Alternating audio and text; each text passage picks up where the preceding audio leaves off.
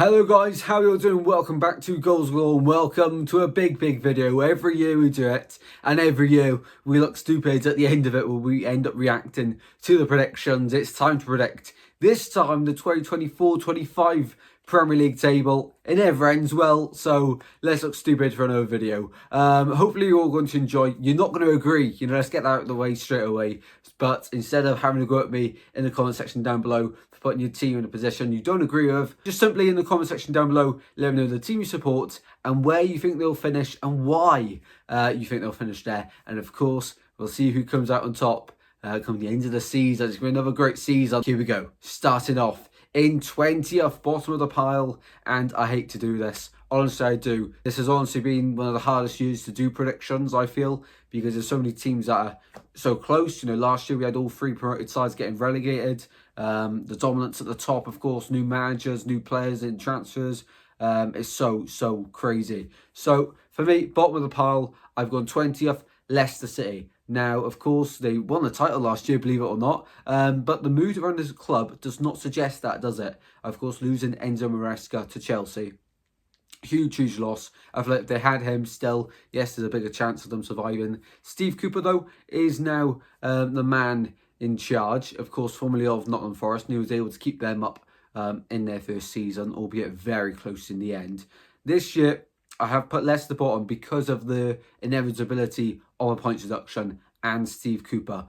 Cooper will get them points, but the points deduction, I don't think it's going to help at all. And this is one I feel like will happen, Leicester to go down. You look at their squad, they haven't really changed much since the last time they come down. They're being rumoured to sign the likes of Wilfried Zaha, who would be a great signing. Mavididi, Fatawu, were good last year as well. Daka up top as the main striker, it seems for now. And in the Championship last season, he missed a lot of big opportunities. Defensively in the midfield, it is Premier League quality. The loss of Keenan Dewsbury Hall is a huge loss. And I do feel that Leicester City will straight back down to the Championship in 20th position. In 19th, I have gone for the Tractor Boys, Ipswich Town. Now, I really do want to see them stay up. What a story that would be. Of course, back-to-back promotions from, winning promotion from League One to the Championship, and then last season, Championship to the Premier League. And last year, they were incredible. Of course, Kieran McKenna is the big attraction there at Ipswich, where everyone's looking up and saying, yeah, next big thing really, the manager, and you do feel like even if Ipswich do go down, probably won't be under McKenna because he is on to big and better things probably after this season should Ipswich go down. But no, there's clearly a project there. The signings of Greaves, of course, is a great one defensively. I sort of feel like they're doing a bit of what Luton did last season, making the squad able to compete at this level, but probably favourable to go back down and then have a better season when they go back down. However, of course, the style of play reminds me of Burnley. We all thought great style of play in the Vincent Company when they come up 2 years ago, and then of course completely flopped. So for me, Ipswich 19th this season. I'd love to be proven wrong on this one. Into 18th, yes, that's right, I've gone for all three of the promoted sides to get relegated. Southampton. Now, at this moment of time in recording, I've left it very late for this year's predictions, but hopefully you all still enjoy them. 18th, I've gone Southampton. Out of the promoted three, they got the strongest squad. Ben Brereton Diaz is an absolute massive signing. I love the additions of Flynn Downs. The rumour of getting Matt O'Reilly could be incredible. So, to add with what they've got, they've only really lost, Che Adams in the transfer window on a free. Yes, that's a frustrating one, but Adam Armstrong's still in there, of course. Kyle Walker-Peters still a Southampton player. It's really exciting. Honestly, Russell Martin, cannot wait to see Russ Ball in the Premier League for the first time under his managerial career, of course. And let's see what Southampton can do. But for me, I've gone 18th for Southampton. Once again, I'd love for them to stay up because it's a manager who I think is incredible. And Southampton fans, you're very lucky to have him. Now, from this position upwards, the bottom three was hard enough. But the whole table this year, as I've said,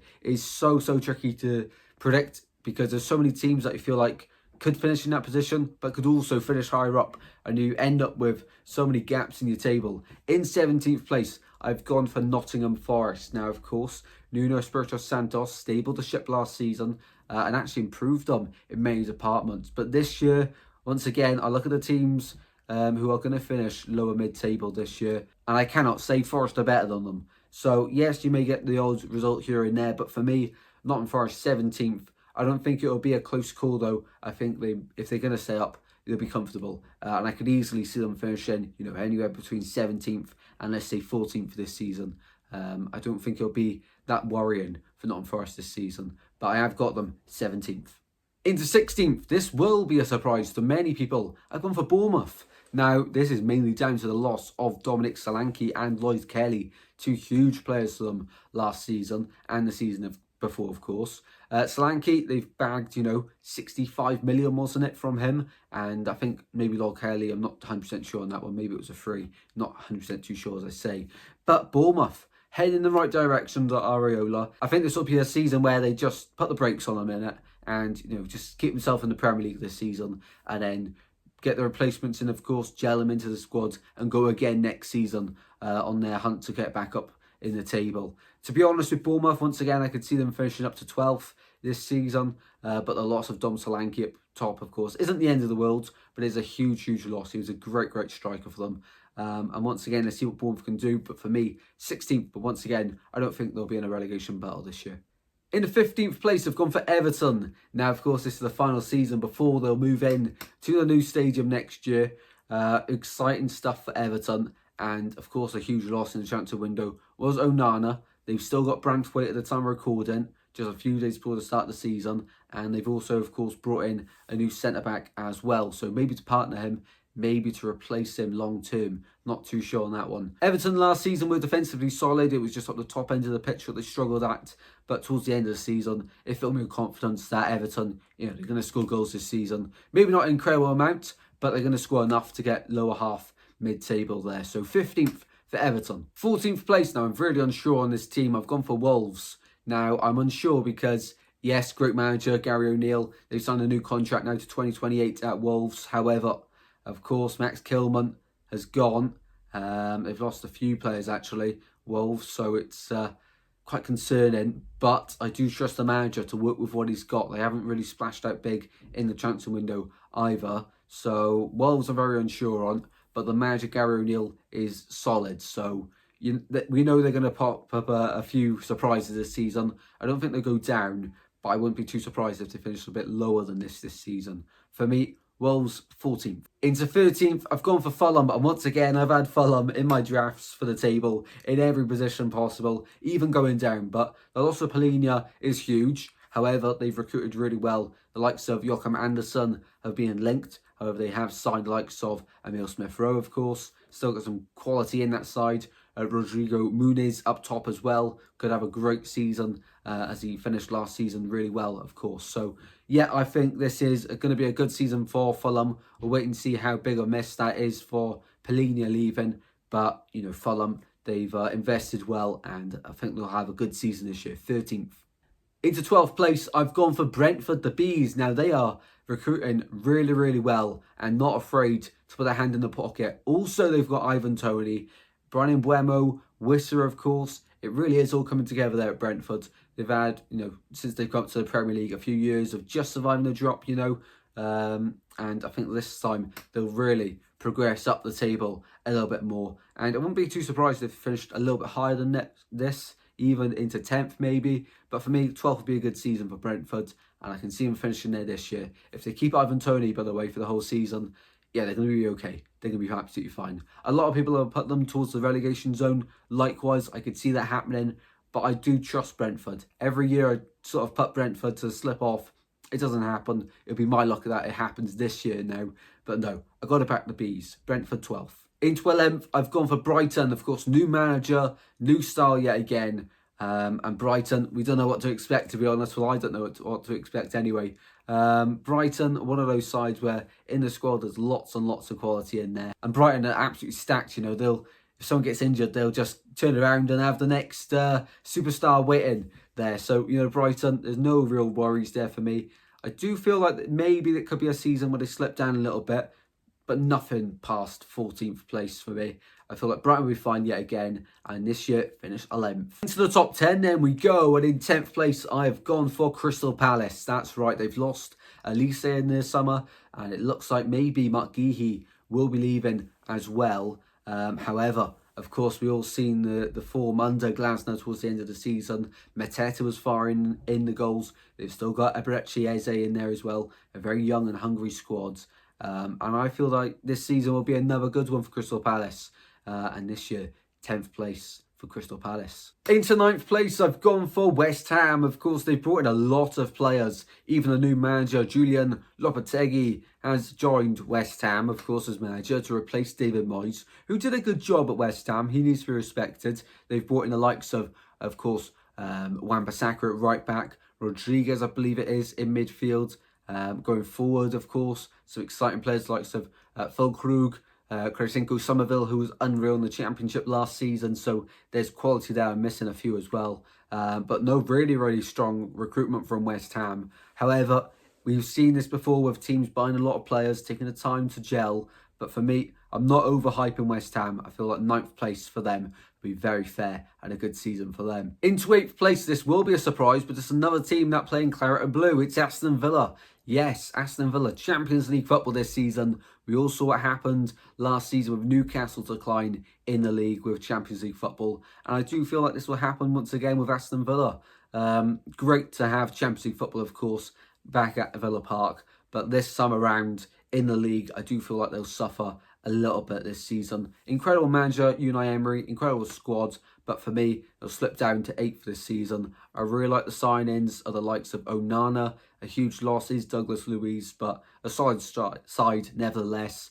Watkins up top will score loads, and Emi Martinez between the sticks will keep loads out. So quality side Aston Villa, but I have got them to slip down the table a little bit this season. 8th place. Into 7th place, I've gone for Man United. Yes, that's right. I feel like this would be a decline on last season, if I'm right. But Man United finished in 7th place in the end. Of course, Ten Hag remains at the wheel at Man United, and they have made a few signings. However, I have put them this low down because to start the season, they're going to be missing some big players. The likes of Rasmus Højlund is out for 3 months already. Yoro's out for half the season, a new signing. I like the signs of Xerxes. They're rumoured to be signing De Ligt, of course, and Ugarte, which is very exciting for Man United, of course. But this season is a huge season for Man United because you feel like if they don't get top 4, probably going to be the end of Erik Ten Hag. He has averaged a trophy every season. He's been at Man United, of course. This will be his 3rd year. But he's got a big season to live up to. You know, Man United for too long now have just been that team where they're not challenging for titles or top 4 even in recent years. So they really have got to take it up a notch this season. Expectation is building for Man United, you know, to do well in the coming years. But so far, they're just slipping down, a bit like Chelsea in recent years. They're not that big threat that we would expect them to be from recent times, challenging for titles. You know, so Man United have got a lot of work to do off the field. But for me, they'll have a slow start to the season, a really slow start to the season. They'll pick it up midway through and then end slow as well. But for me, Man United 7th place. I feel like I want to say they're heading in the right direction, but for me, it won't be a good season. 7th place for them. To the top 6 now. In 6th place, I've gone for Chelsea. New manager, Enzo Maresca, and they've signed 79 players as well to go with it. So, you know, Chelsea, they're stacked. But the funny thing is, they're spending hundreds of millions of pounds, of course, loads and loads of money. But none of the players they're bringing in are necessarily world class at this level. You know, it's not like they're going out and spending loads of money to get in, you know, Kevin De Bruyne from City or someone like that. These are all unknown players at this level who could have a good future. But, you know, when the squad's this full, there's no guarantee of even getting on the pitch to play or even on the bench at this point. So for Chelsea, it's a little bit worrying. However, Enzo Maresca's come in, didn't have a good pre-season. But the way he played football at Leicester City was very exciting. And with a higher calibre of player here at Chelsea, it could really work. Now, they are still looking for that big number 9. However, the likes of Jackson will try and prove themselves again this season. Of course, Palmer, once again, is going to have a big season for Chelsea. But for me, Chelsea's 6th. I'm not too sure, but I've gone for a little bit of a wild guess here. Chelsea in 6th place. I could have easily swapped Man United and Chelsea around, but something tells me Chelsea will get top 6 this season. Into 5th place, I've gone for Newcastle. No Champions League football this season, of course, after having it last season. and slipping down the league. So this season gives them another chance to really regain their focus on the league, and they're making some ambitious moves, of course. Nick Pope will be, feel like a new signing again this year for Newcastle, having had an injury last year. I believe he's back straight away for them. They've also signed a few other players like some Mark Geehee, a rumour to be joining very soon if they can agree a fee, which would be a statement signing for Newcastle, of course. Still got Isaac up top, of course. Some quality players in there. For me, Newcastle finished 5th this season. Just miss out on the top 4, but of course we all know that that means that maybe they'll be able to get Champions League football. To be honest, I still don't understand how that all works. If anyone actually understands how it works, the new Champions League format, please let me know, because I just don't understand it at the moment. Into the top 4 and in finishing in 4th place, I've gone for Tottenham Hotspurs. Yes, last season finished 5th, but at times they played some very nice football. At times, they were in the games and showing people what they could do. It's just they couldn't really do it for the whole game, and it was too inconsistent of them. This season, though, second season under Ange Postecoglou, I thought they're going to have a good season. They've not really replaced Harry Kane, but they've got a man who knows where the back of the net is, Dominic Solanke. A big price tag, so he's going to be rated on how many goals he puts in the back of the net.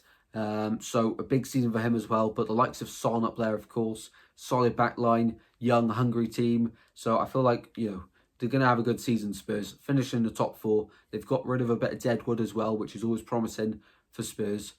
Top 4 this season and back to Champions League qualification, 4th for Spurs. Into 3rd place, I've gone for Liverpool. Arne Slot's men will finish in 3rd this season. Now, is of course, very exciting new manager for Liverpool. How will he do? Because we all know the failure before Klopp come in at Liverpool with the managers.